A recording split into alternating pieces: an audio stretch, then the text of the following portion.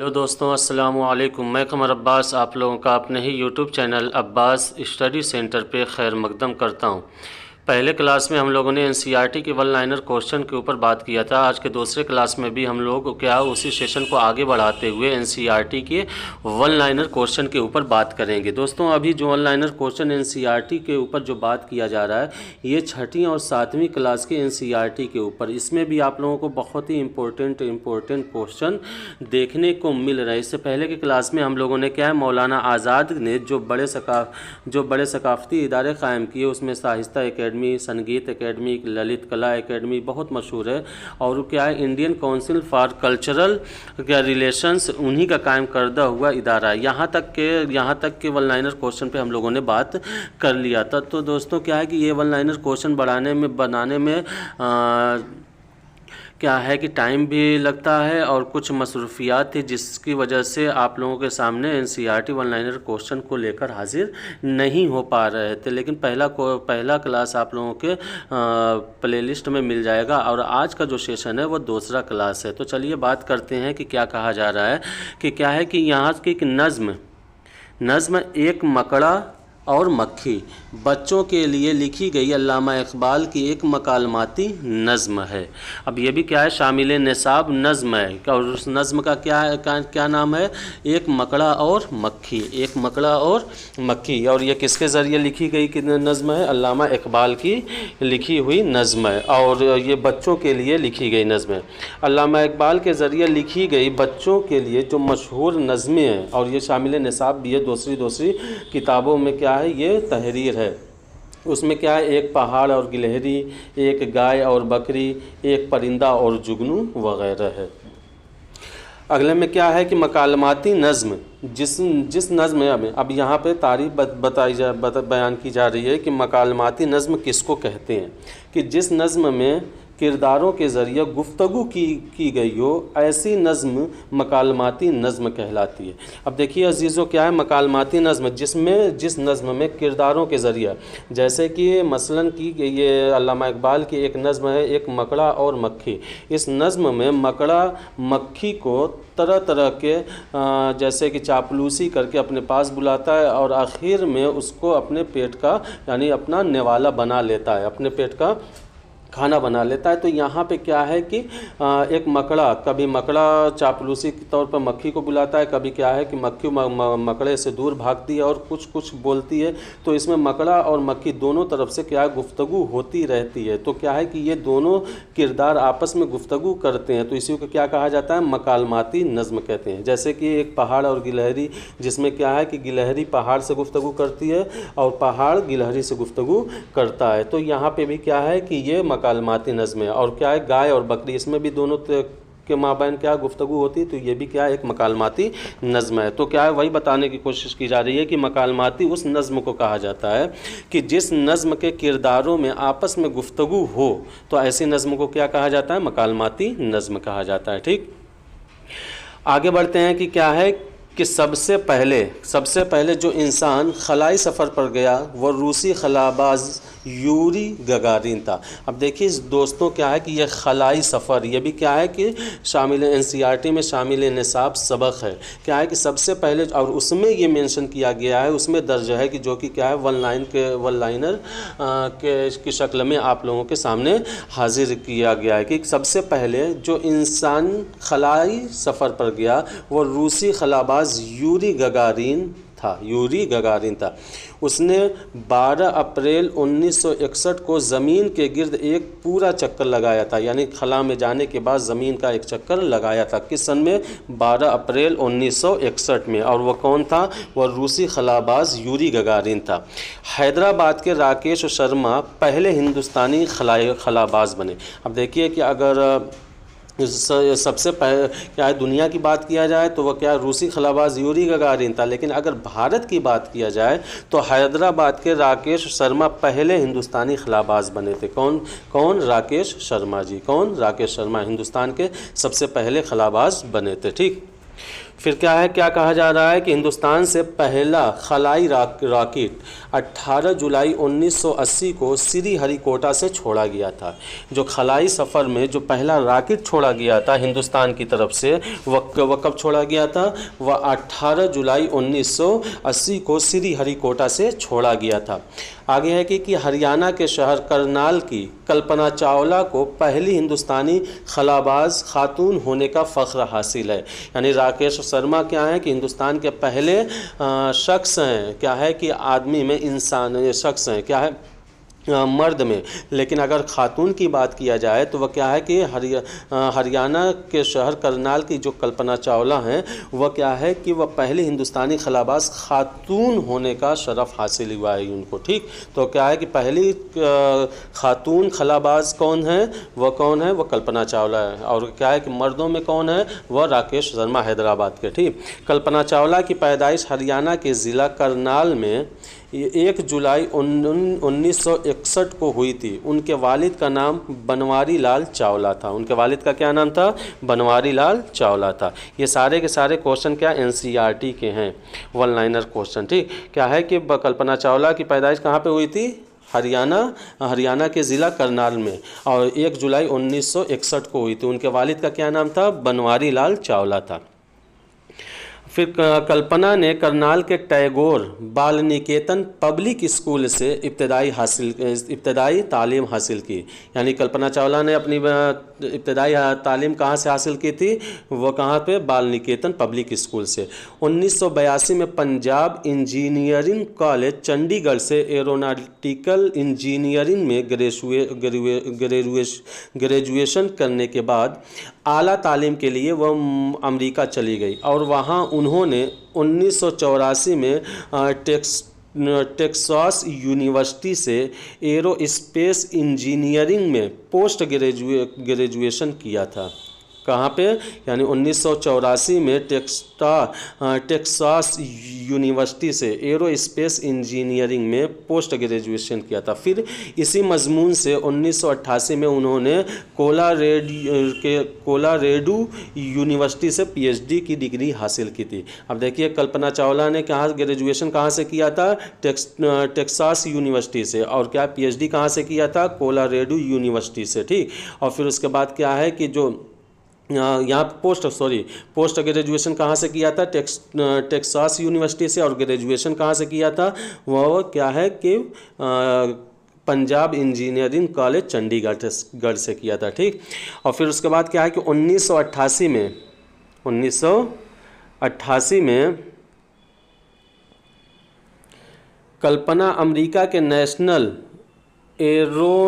Aeronautics and space administration के तहकीकाती मरकज़ से वाबस्ता हो गई थी। यानी 1988 ईस्वी में कल्पना चावला क्या है? नासा से वाबस्ता हो गई थी। कब? 1988 में। 1997 में कल्पना को पहली बार अमेरिकी खलाई एजेंसी नासा के स्पेस शटल के ज़रिए खला में जाने का मौका मिला था।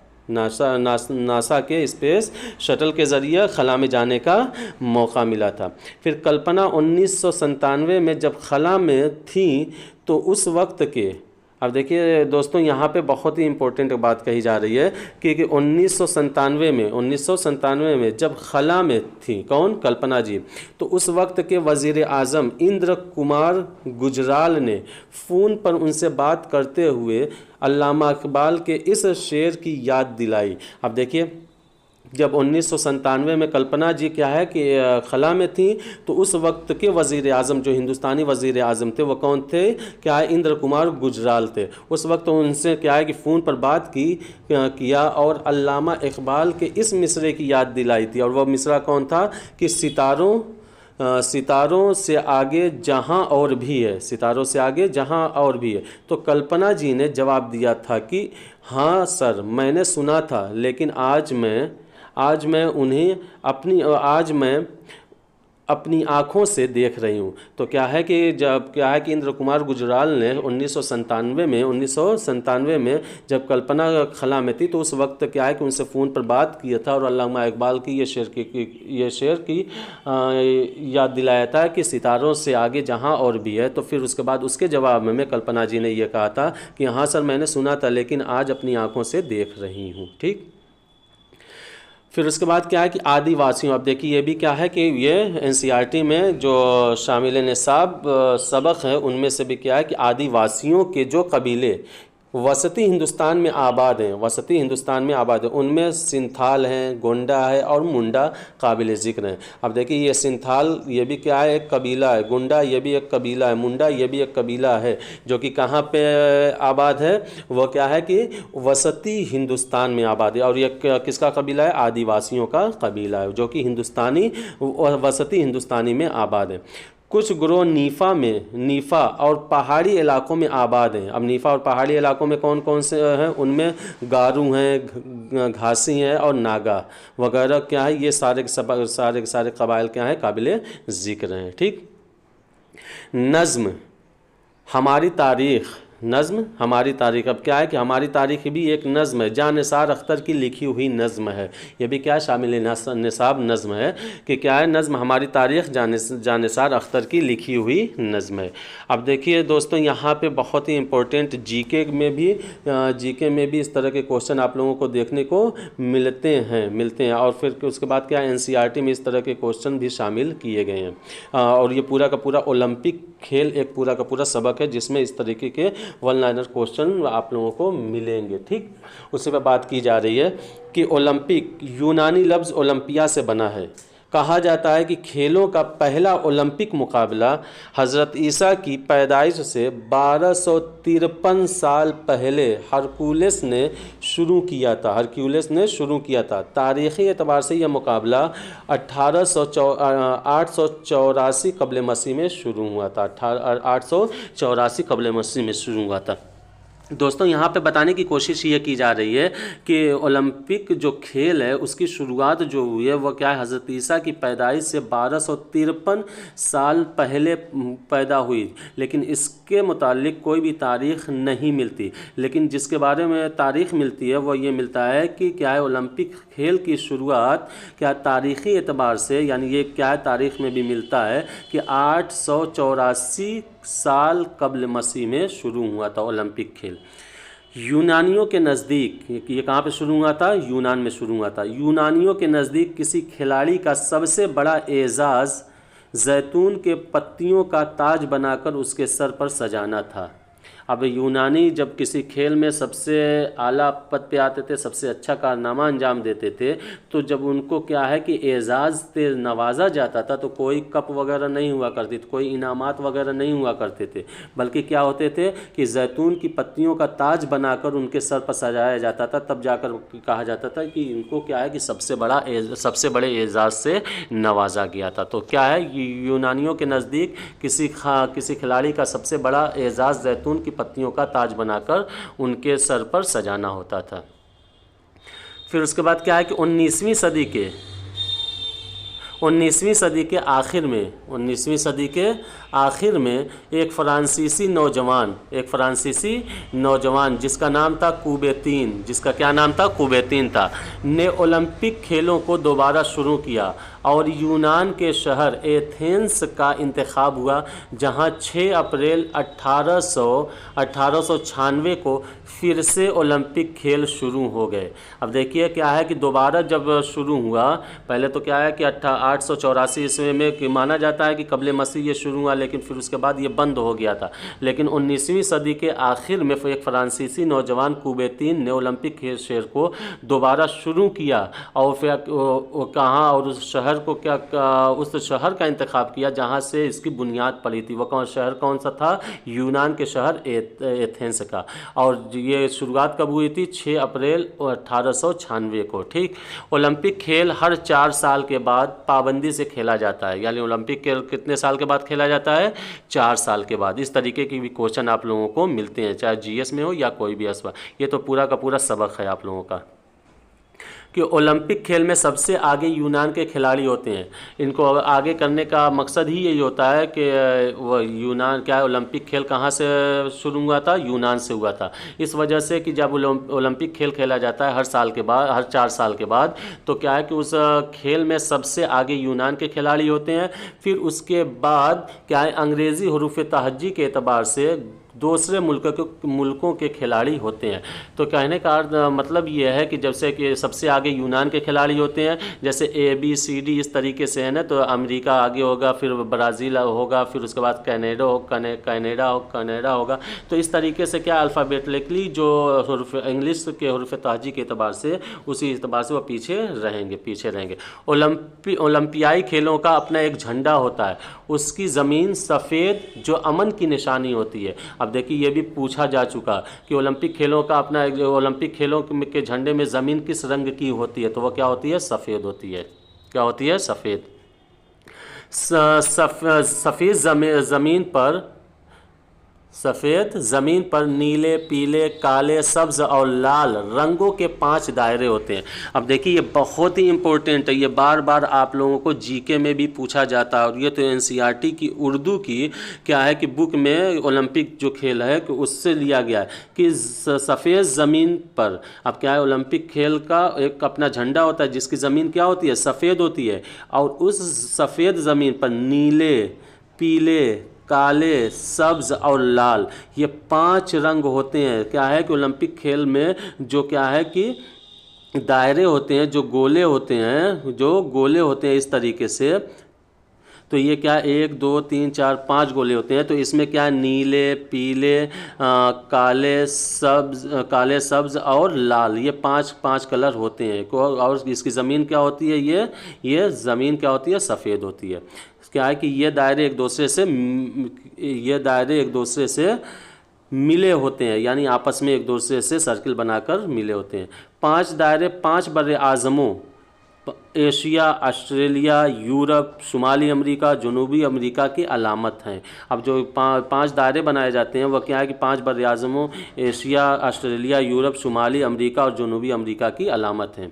ठीक, और फिर उसके बाद क्या है कि ओलंपिक का मोटो लातीनी ज़बान में है, जिसके माने हैं और तेज़ और ऊंचा और मजबूत। ओलंपिक खेल का मोटो क्या है कि लातीनी ज़बान में, उसका मोटो क्या है, उसका स्लोगन कह लो, उसका नारा कह लो, या उसका मोटो कह लो, जिसके माने हैं और तेज़ और ऊंचा और मजमून।